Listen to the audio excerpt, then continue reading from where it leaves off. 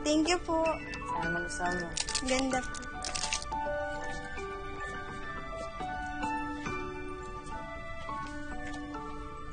Kaya simula ngayon, ang tatay na itatawag mo kay Blessy. Tatay, bless. Thank you po ulit. Blessy, salamat ha. Nagtuwa nga ako at matutupad na yung pangarap mo na mabuo yung pamilya mo. Hindi pa huli ang lahat. Funny kasi si Grace, alam na pala niya yung tungkol sa... Nililihim ko pa eh. Alam naman, kinuwento na pala ni Kinuwento Mudra na noon ng pa. nanay.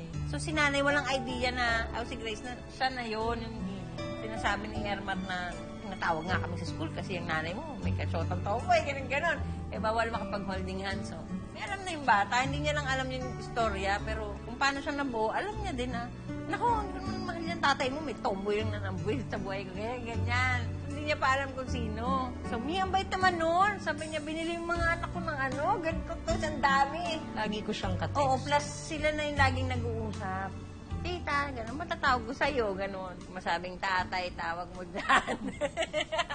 At yan ang original mong ama, hindi mo lang alam. So ngayon, mas close sa kanya si Grace. Blessy, salamat ha. Salamat bumalik ka sa buhay. Noong mga panahong walang direksyon yung buhay ko. Ikaw lang yung karamay ko. Sinungaling ako kung di ko amin na sa lahat ng failed relationships ko.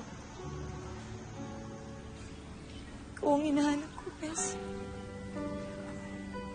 Itula mo. Yung pagsulat mo sa akin ng love letters. Yung pag-aalaga mo sa akin.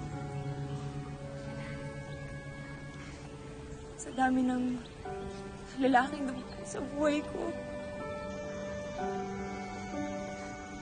Ikaw ang tunay na nagpakalalaki. Walang makakapatid na pagmamahal mo sa akin, Blessy. Marami din akong pagkukulang sa'yo. Iniwan nga kita eh. Wala namang perfectong relasyon eh.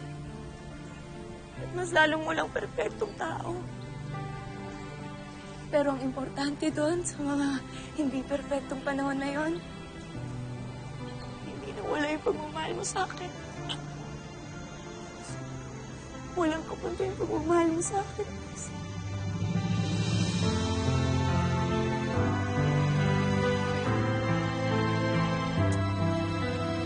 O, diretsahan na to. Kasalan mo na ako.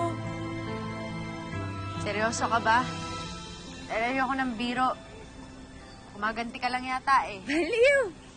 Seryoso ako, baliw. Nasaan yung singsing, ha? Ay, di naman importante yun eh. Ang gusto ko yung pag-oo mo. Oo.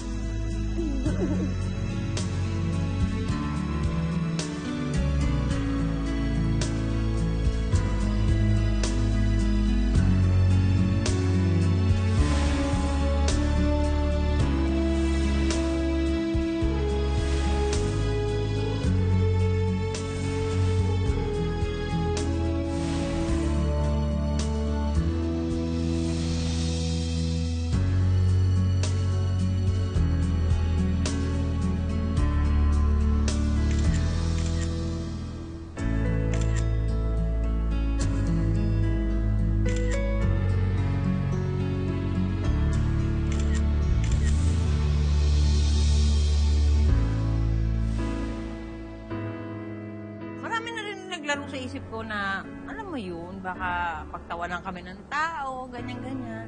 Diba naisip ko, bakit? Mas katawa-tawa naman siguro kung patuloy kong itatatwa yung nakaraan ko. Eh, yun naman talaga yung pinakamasayang bahagi ng buhay ko. Pumalpak lang siya.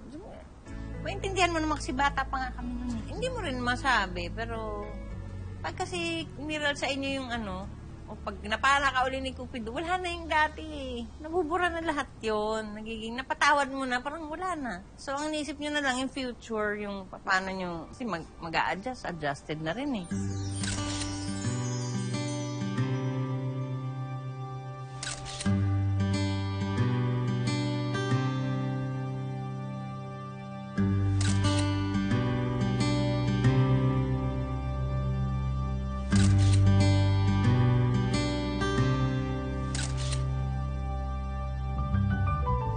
wagas sa pag-ibig, hindi pala yan kailangan ng babae at lalaki. Parehas din yan sa magulang eh. Kung saan mo nararamdaman yung your home, yun. Are you? Yes. Sarap! Ito po si Rosana Roses. At ito po si Blessy Arias. At ito po ang kwento ng aming wagas na pag-ibig.